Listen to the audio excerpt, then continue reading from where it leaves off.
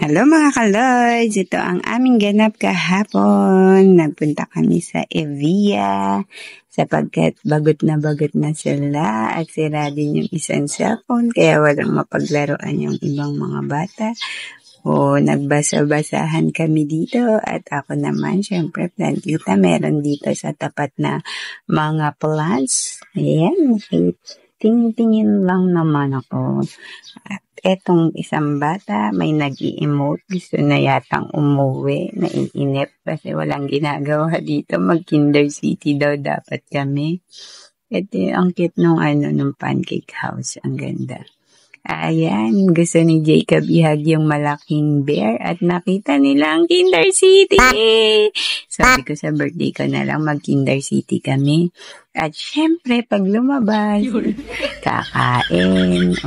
Diba? Ito si Jacob, tingnan mo namang ginagawa. Ginagaya niya yung shake. Shake na yun dito sa potato fries corner. Tuwang-tuwa siya sa ginagawa at ginagaya-gaya niya habang naghihintay kami na maluto ang french fries. At etong isa may binili pa, napakamahal daw nung kanya cake na yun or tinapay, ewan. Ayan na nga, naluto na yung french fries namin. Cheese at sour cream flavor ang aming in-order. Ayan, hindi ka talaga sila matiis na hindi pa kainin.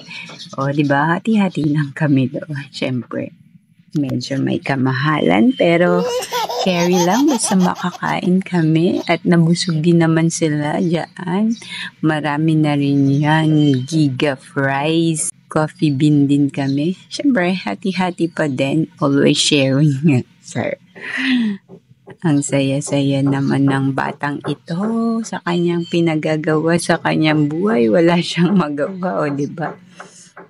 Pag nasa labas kung ano-anong pinagagawa ni Jacob, tuwang-tuwa siya at kala mo ay nakawala kung saan. Kaya happy-happy ang baby na to kahit ganyan-ganyan lang. Thanks for watching.